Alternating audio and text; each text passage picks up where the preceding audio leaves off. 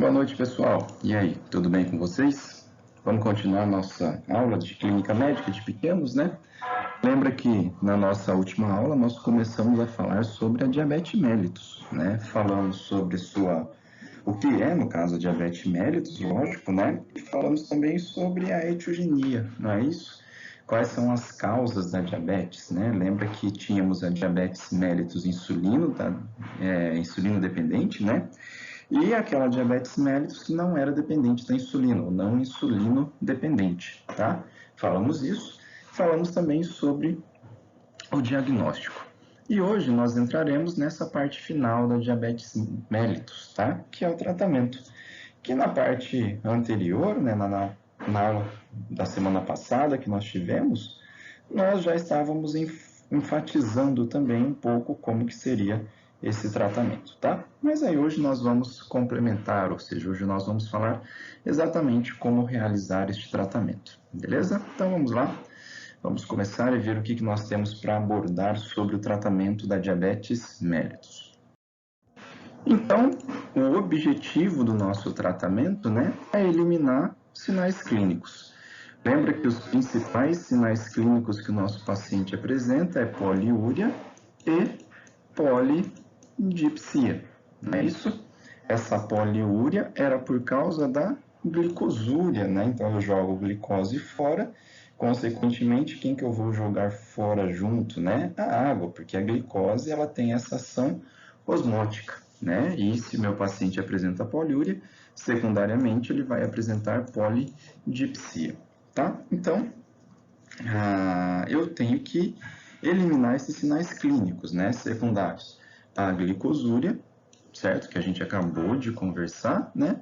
E os sinais clínicos decorrentes da hiperglicemia. Então, esse é o objetivo do meu tratamento: diminuir a concentração de glicose circulante e eliminar por vez, né, a nossa glicosúria. Lembrando que, se eu continuo com essa hiperglicemia, eu vou ter sinais clínicos crônicos, né? Ou seja, eu vou ter complicações decorrentes desses sinais clínicos. E essas complicações nós já conversamos também na nossa aula passada, tá? Então, esse é o objetivo do nosso tratamento da diabetes mellitus. E para complementar, né, aqui são as complicações mais comuns da diabetes mellitus quando não é tratada, logicamente, né? Então, são as complicações mais comuns. Poliúria, polidipsia, a gente já tinha falado, né? E perda de peso persistente, também já falamos isso daqui na nossa aula passada. Lembra que o animal, ele tem uma polifagia, né? Mas como ele não tem essa insulina, ele tem uma perda de peso, ele começa a perder peso constantemente, tá? A catarata, que a gente já conversou, não é isso? A deposição dessa glicose lá no cristalino e algumas outras complicações. Olha só, nossa cetoacidose, lipidose hepática, pancreatite, infecção bacteriana do trato urinário, né? Quando a gente fala neste tópico aqui, que a glicose ela funciona como meio de cultura, né? E quem que eu vou ter em excesso sendo jogado fora pelo sistema urinário? A glicose, não é isso? Então, eu tenho um meio propício para o desenvolvimento de infecções bacterianas, tá? E, logicamente, quando a gente fala lá dos gatinhos, nós estamos falando nessa neuropatia periférica, né? Que o animal, ele tem alterações motoras, né? Déficits motores, alterações em membros pélvicos, tá? Então, essas são as complicações mais comuns.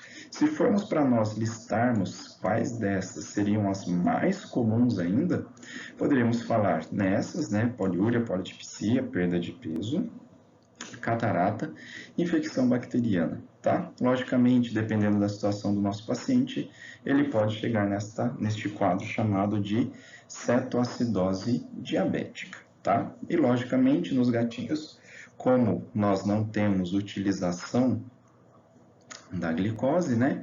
Eu vou utilizar gorduras e outros tecidos como fonte de energia, o que vai fazer a mobilização de gordura no sangue, né?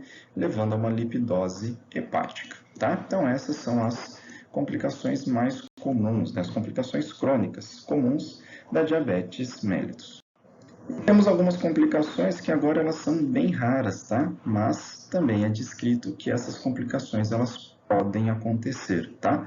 Lembra da neuropatia periférica, daquela alteração motora que acontecia lá nos gatinhos? Agora, se isso acontecer nos cães, isso pode acontecer nos cães? Lógico, pode, tá?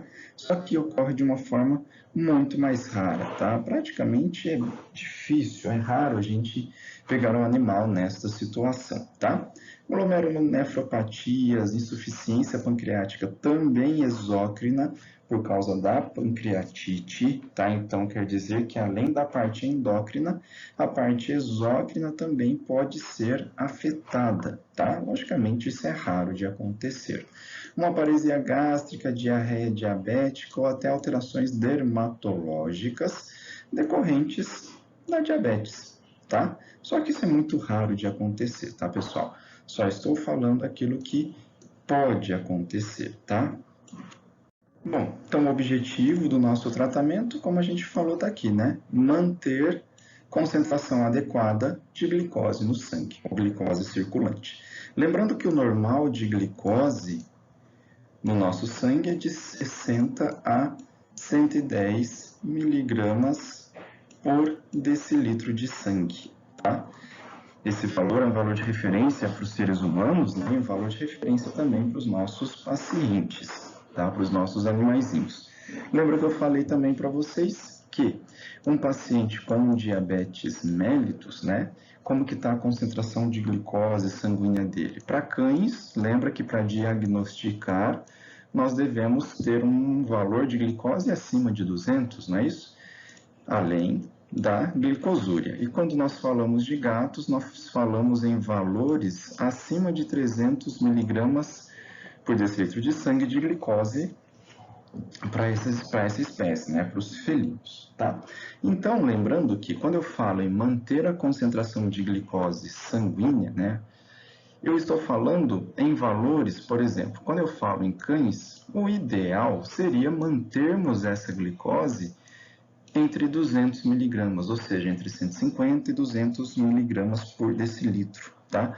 Nunca que um animal diabético nós vamos deixá-lo na faixa fisiológica, ou seja, nunca que um gatinho que chegue com 300, 400, 500 miligramas por decilitro de sangue de glicose, a gente vai tratar ele e vai deixar essa glicose em 100, 50, 60, 100. Por quê? Porque um animal que apresenta essa hiperglicemia, se a gente, logicamente, tá? Se a gente administrar insulina neste paciente e essa insulina for o suficiente para deixar o valor de glicose dele dentro dos limites fisiológicos, a chance de eu causar uma hipoglicemia neste animal é muito grande, tá? Por isso que o ideal é mantermos o nosso paciente em 200 miligramas por decilitro de sangue de glicose, tá? A gente vai conversar isso nos próximos slides também, tá? Então, como que a gente vai manter a concentração de glicose circulante? Através de alguns fatores, né? Logicamente, através da administração exógena de insulina, né?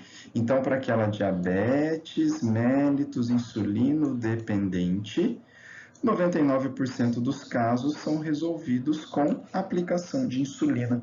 Ou seja, então eu vou lá no meu paciente, aplico insulina e agora essa concentração de glicose ela diminui. Não é isso? Para aqueles animais que têm resistência à insulina, né? Aquela diabetes mellitus não insulino dependente, tá? Caso tenham dúvidas, é só relembrar a aula da semana passada, né? O que a gente vai fazer? Dietas, tá? Dietas à base de fibras para reduzir o tempo de absorção, no caso, né, intestinal.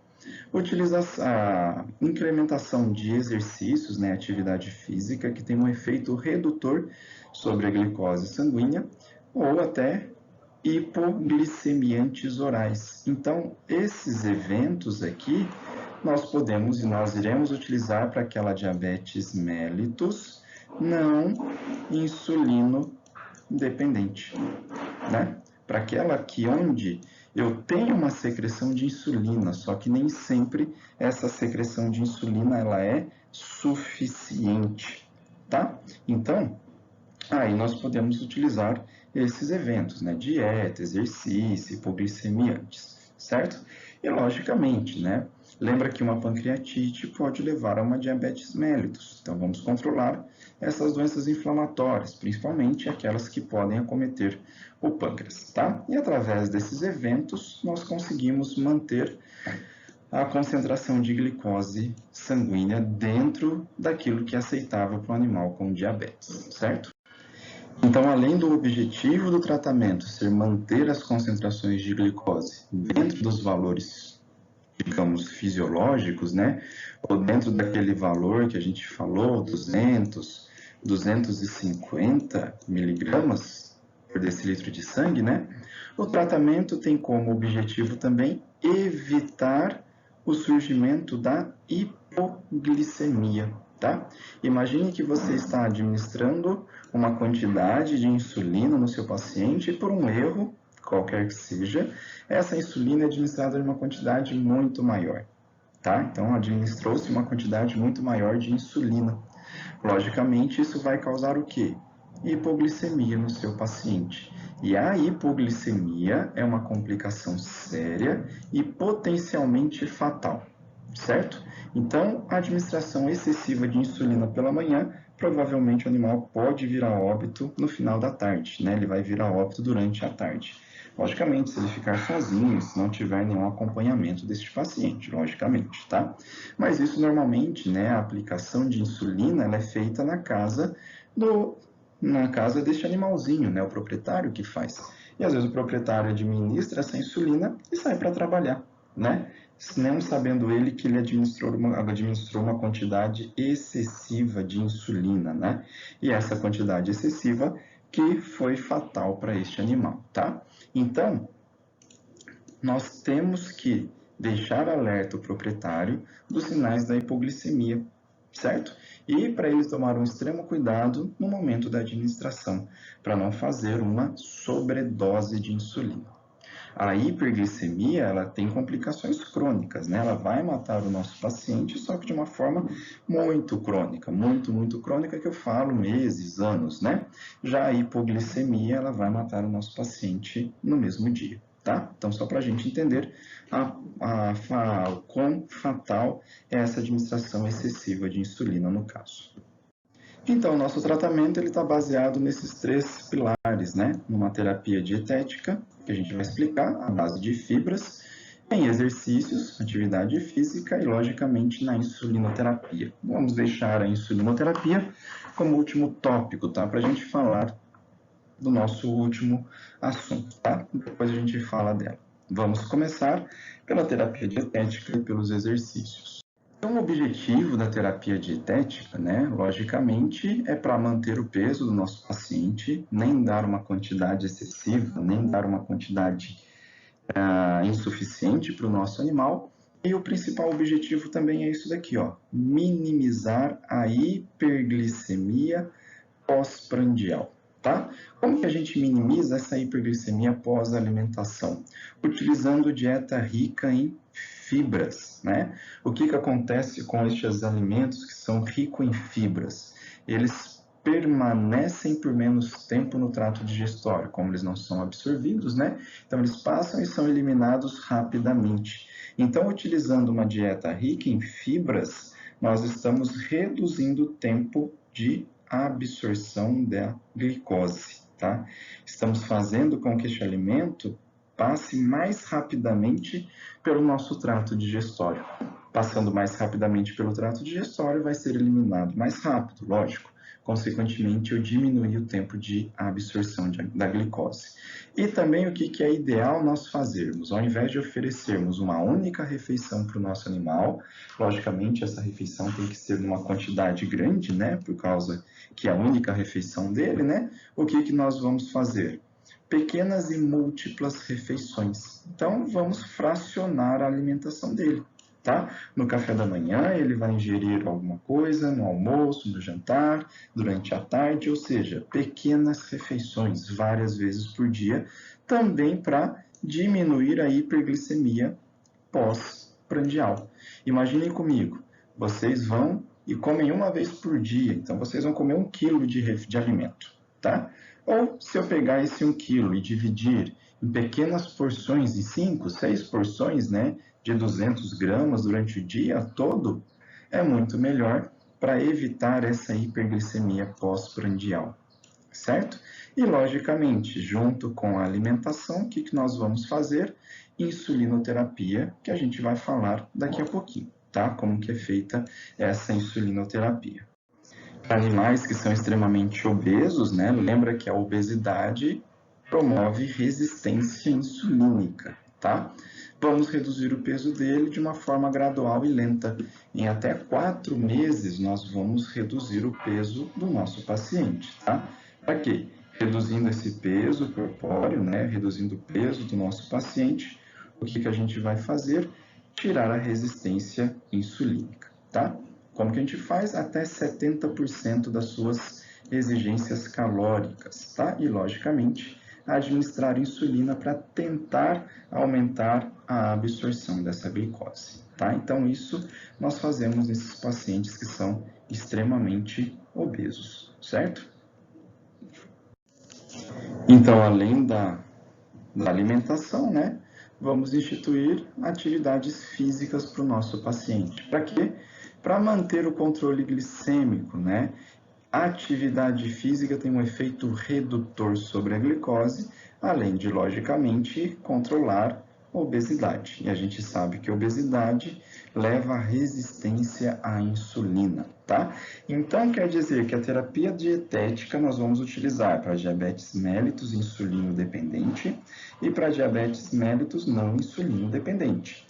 A atividade física podemos usar para as duas? Logicamente, podemos utilizar para as duas também, tá? Então, atividade ou exercícios físicos moderados ajuda o nosso paciente a perder, né, a eliminar essa resistência insulínica, além de controlar o peso do nosso paciente, né, naqueles animais que são extremamente obesos. E aí chegamos na nossa insulinoterapia, tá? Nós temos 3 tipos de insulina. Uma insulina regular, uma insulina chamada de NPH e uma insulina chamada de PZI. Qual que é a diferença entre elas? Insulina regular, ação extremamente rápida, tá? Quando que a gente vai utilizá-la? Na nossa clínica, tá? Chega um paciente em cetoacidose diabética, chega um paciente com mais de 600 miligramas por decilitro de glicose, tá? Ok, vamos aplicar uma insulina extremamente rápida, tá? Temos uma insulina de ação intermediária, tá? Que é aquela que a gente prescreve para o tratamento em casa, tá? Que é essa insulina NPH, que ela tem uma ação intermediária, certo? E temos uma insulina de longa ação, que é a PZI. Essa daqui praticamente a gente não utiliza, tá? A gente não prescreve ela. Temos insulinas humanas e temos insulinas veterinárias. O que muda?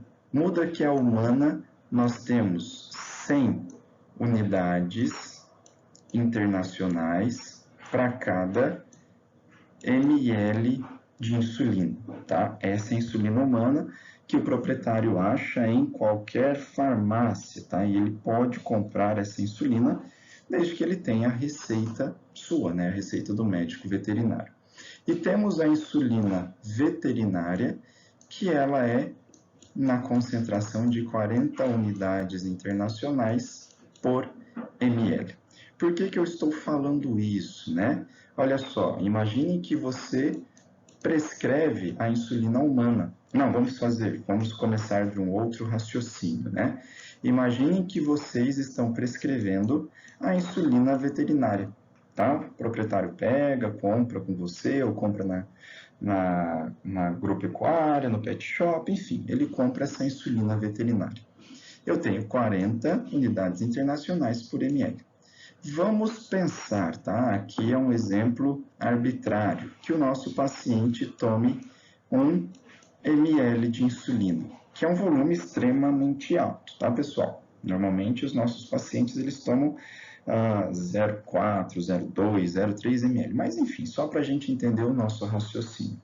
Então, quer dizer que nesse 1 ml de insulina que ele está tomando, se é a insulina veterinária, ele está tomando 40 unidades. É isso? E aí acaba essa insulina, o proprietário não conseguiu comprar no pet shop, ou não achou, esqueceu, ele foi e comprou na farmácia perto da casa dele. E aí o proprietário desavisado continua dando, ou vai dar, 1 ml de insulina para o animal dele. Só que agora, quantas unidades o proprietário está oferecendo, está administrando no animal? 100 unidades. Então, deixar claro que se é insulina veterinária, o volume que a gente dá, ele é menor do que uma insulina humana, né? Porque a concentração da veterinária é uma concentração menor. Então, esses cuidados vocês têm que passar para o proprietário e ele tem que ficar ciente disso, tá? E qualquer dúvida, ele deve entrar em contato com vocês, tá? Para evitar que ele dê uma sobredose no animal e leve esse paciente à situação de hipoglicemia, ok? E aqui são exemplos, né, de insulinas humanas, tá? Essa é a insulina NPH, aquela de ação intermediária, e essa é a insulina regular, de ação extremamente lenta, tá? Desculpa, de ação extremamente rápida, tá? Notem aqui que está escrito, ó, 100 unidades internacionais por ml, a mesma coisa que está escrito aqui, tá? Lembrando que a insulina veterinária, essa concentração ela é um pouco menor, tá? Ah, mas por que a insulina veterinária a concentração é menor? Para adequar, né? Para não termos um volume muito pequeno quando os nossos pacientes têm 3, 4, 5 quilos, né? E assim a gente precisa ter um volume mensurável, livre de erros, digamos assim, tá? As duas insulinas são boas, veterinária e humana, podemos utilizar qualquer uma delas. Lembrando dessas particularidades, né? A insulina veterinária, ela é menos concentrada, consequentemente o volume que eu tenho que administrar dela é um volume maior. E aí, como que a gente vai fazer a insulinoterapia, né? Daqui a pouquinho eu vou falar de uma curva glicêmica, mas a insulinoterapia, ela é feita de 0,4 a 0,5 unidades por quilo, tá? BID subcutânea, e isso depende muito também, podemos até utilizá-la TID, depende do que a sua curva glicêmica ela vai mostrar, tá? Vamos ajustar para cães entre 0,5 e 3 unidades por quilo e ajustar para gatos em até 0,5 unidade por quilo. Então, notem que gato, esse ajuste é feito de uma forma muito mais precisa, né? Digamos assim, de uma forma muito mais graduada, para evitar, logicamente, a hipoglicemia, tá? A insulinoterapia, como eu já tinha falado, é administrado junto com a alimentação, lógico, tá? Caso o animal não coma, né, não se alimente, ou o que nós vamos instruir para o proprietário? Ou diminuir a dose pela metade, ou não aplicar a insulina. Então vamos lá, o animal toma insulina de manhã e toma insulina à noite, né, no café da manhã e na janta. Vamos pensar que nesse café da manhã o animal não quis comer, tá? O que a gente faz? Ou aplica metade da dose, ou não aplica essa insulina. Ele vai ficar o dia inteiro, pode almoçar, chega à noite, aí sim aplica a insulina. E se à noite ele não comer ou comer menos do que ele está acostumado a comer, e aí? O que a gente faz? O ideal, logicamente, é a gente investigar essa falta de apetite do nosso paciente para readequar as doses de insulina, tá?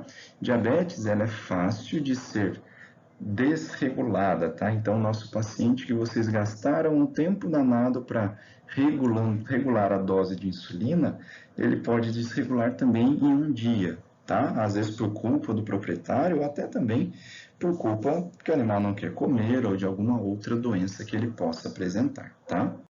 Quando o paciente está estável, né, nós vamos avaliá-lo a cada 3 ou até 6 meses, tudo depende da situação que o nosso paciente se encontra, certo? Temos que fazer uma monitoração doméstica dele e vamos fazer também a curva glicêmica a cada 3 ou 6 meses. E é através dessa curva glicêmica que nós vamos calcular a dose necessária para o nosso paciente, tá? Que é o que a gente vai falar agora. Então, como que nós vamos fazer esta curva glicêmica, tá? Para calcular a dose necessária para o nosso paciente, né? E para fazer um controle da nossa insulinoterapia. Então, nós vamos coletar a amostra de sangue, isso, sangue inicial, que a gente chama, né? Isso em jejum, certo? Então, o paciente chegou em jejum para vocês, vocês coletam a amostra de sangue, certo? E aí, o que nós fazemos? Vamos dar alimentação para este animal, né? Provavelmente, isso aqui é de manhãzinha, 6, 7, 8 horas da manhã. Então, agora o animal vai comer e o que nós iremos fazer? Aplicar a insulina. Mas qual dose de insulina? Começando sempre com a menor dose possível, tá? Então, se é 0,4 unidades por quilo, vamos usar 0,4, tá? Então, vamos usar a menor dose possível, certo? E aí, o que é ideal? Nas próximas 12 horas, tá? Ou até seria ideal nas próximas 24 horas, né? Mas passar a madrugada coletando o sangue do animal, nem o proprietário, nem você vai querer fazer isso, certo? Nós vamos coletar amostras de sangue no intervalo de 2 em 2 horas, ou também faremos isso a cada hora, tá? O que é o objetivo? Nossa, mas eu tenho que coletar sangue desse animal de hora em hora para ver o que está acontecendo com ele, tá? Lógico, lembra que a gente vai coletar uma amostra de sangue para dosar a glicemia dele. E quando eu falo amostra de sangue, eu estou falando em uma gota de sangue, né? Lembra que nós podemos dosar a glicose do nosso paciente naqueles aparelhinhos que vendem em farmácia, né? Desde que nós façamos a calibragem dele, nós podemos calcular, nós podemos medir essa glicose com uma gota de sangue. E aí o próprio proprietário pode fazer isso, fazendo uma perfuraçãozinha no pavilhão auricular do animal, né, na orelha dele, com uma agulha, ou no coxim palmar ou plantar, enfim, para tirar uma gotinha de sangue dele, tá? Tirou uma gotinha, essa gotinha vai ser o suficiente para colocarmos nesse aparelho, tá? Então, de hora em hora ou a cada 2 horas, nós vamos coletar sangue deste animal para fazer o quê? Isso que nós chamamos de curva glicêmica. Então, o que é esperado, né? Então, vamos pensar assim, o animal chegou às 8 horas da manhã para vocês coletarem a amostra de sangue dele e ele está com uma concentração de glicose, logicamente, muito alta, não é isso? Está em jejum e não teve uso de insulina, né? Ele tem uma concentração muito alta de glicose e aí o que você faz? Dá alimentação para ele, só que aplica insulina. A hora que você aplica insulina, qual que é o objetivo dessa insulina? Manter ou abaixar a concentração dessa glicose, não é isso? Logo depois, essa glicose vai voltar a subir porque minha insulina ela perde ação. Então vamos imaginar o seguinte, tá? O ideal seria isso daqui, ó, que isso acontecesse. Eu tenho a concentração de glicose numa determinada concentração, aplico insulina, essa glicose abaixa, e a hora que a glicose está subindo novamente, já está no momento de você aplicar insulina novamente. Deixa eu apagar aqui, que aqui eu troquei, tá? Já está no momento de você aplicar insulina novamente, tá? Então, vamos pensar. Você aplicou insulina de manhã, e agora, lá na janta, você vai aplicar insulina novamente, né? No momento que a minha glicose está aumentando, é o momento que eu vou aplicar uma nova concentração, uma nova dose de insulina, tá? Por isso que é importante fazermos essa curva glicêmica. Imaginem que vocês aplicam insulina no paciente e olha só o que acontece com essa glicose. Ela baixa muito e depois ela sobe um pouquinho. Será que neste momento aqui eu poderia aplicar insulina no meu paciente? Não, porque ele já está com a concentração de glicose baixa. E outra, para minha concentração de glicose ter esta curva, né, abaixar de uma forma tão acentuada, a minha dose de insulina que eu apliquei aqui foi muito grande. tá? Ou a quantidade de alimento que é fornecido neste momento é muito pouco. E aí o que eu vou fazer? Readequar a alimentação com insulina, certo? Para isso que serve a curva glicêmica. Não existe uma regra para nós aplicarmos insulina, ou seja, é 2 vezes por dia apenas. Não, pode ser necessário que eu aplique 3 vezes por dia, tá? Só que quem vai dizer isso para mim é essa curva glicêmica, tá? É a partir dela que nós vamos saber exatamente quanto de insulina que meu paciente precisa e qual que é a frequência que ele precisa tomar essa insulina, certo? Então é isso que a gente tem que fazer aqui na nossa diabetes mellitus, tá? Tanto para tratamento, né, como para avaliação durante a nossa terapêutica, para ver se o nosso paciente está respondendo bem a essa administração de insulina. Certo, pessoal? Então, com isso daqui, nós encerramos a nossa diabetes mellitus, tá? Encerramos nossa diabetes mellitus e aí nós teremos um outro tema que é o insulinoma, tá? Que a gente vai falar na nossa próxima aula. Beleza, pessoal? Então é isso, galera. Espero que tenham gostado e nos vemos na nossa próxima aula. Grande abraço a todos.